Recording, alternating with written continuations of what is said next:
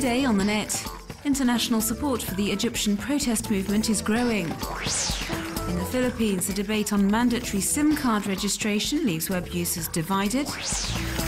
And the Museum of the City of New York releases thousands of images on its website.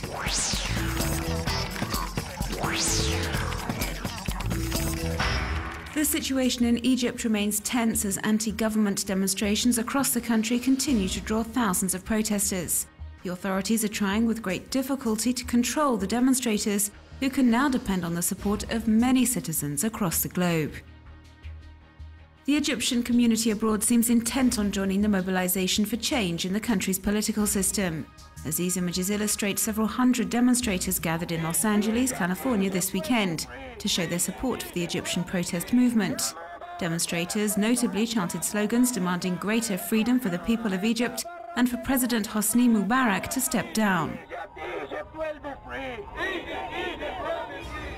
Protesters in New York City gathered outside the UN headquarters, singing the Egyptian national anthem to express their frustration with Mubarak's policies and demonstrate that the entire population is hoping for reform. And similar rallies were organized across the globe by Egyptian expatriates. Numerous videos and other images are circulating on sharing sites and show the thousands of demonstrators gathered in London in the UK, in Barcelona, Spain, and also in Lebanon.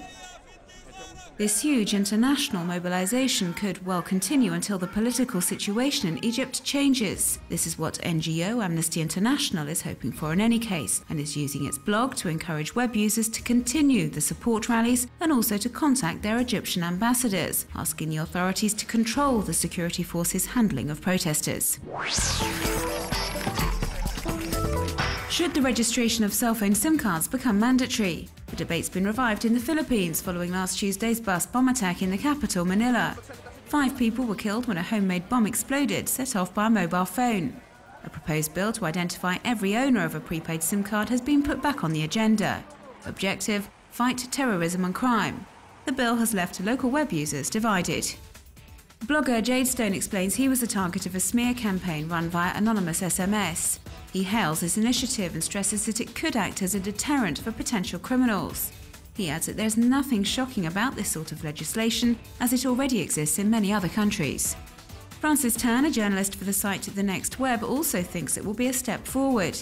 He does say, however, that if this bill is adopted, it will not be a miracle cure against terrorism, and will even be very difficult to set up in a country where 80 million SIM cards are already in circulation. Tonio Cruz expresses a similar sentiment on the site Asian Correspondent. He also emphasizes that the theft, trafficking and even cloning of SIM cards will allow criminals to get around this system relatively easily. For anonymous blogger Bluepax, meanwhile, it's nothing more than a privacy infringement. He mentions the corruption that currently reigns in the country's public institutions and expresses his concerns about how the authorities could use the data collected through the mandatory registration. 50,000 photos from 1880 to present day, immersing you in the history of New York. The Museum of the City of New York is currently digitizing its archives and has released thousands of images on its website, which can be viewed by period or by neighborhood. It's not just a succession of images of buildings retracing the city's architectural development. There are many photos illustrating the everyday life of New Yorkers across the decades.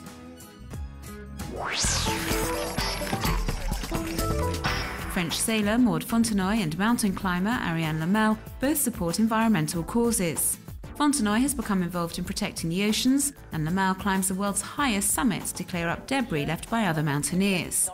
Their combat is the subject of the first episode of Enquête Héros, meaning In Search of a Hero, a web documentary launched by MSN, in which each week focuses on 2 people, famous or otherwise, who are committed to making the world a better place. Fly over Canada's British Columbia in a helicopter and admire its impressive natural landscapes, mountains and forests with a panoramic view. This is what North Studio 360 is offering in this video, filmed for promotional purposes for this Canadian province. The clip is available on the site nimobay.com and comes with a second video which is interactive and gives web users the chance to take a 360-degree visit of British Columbia.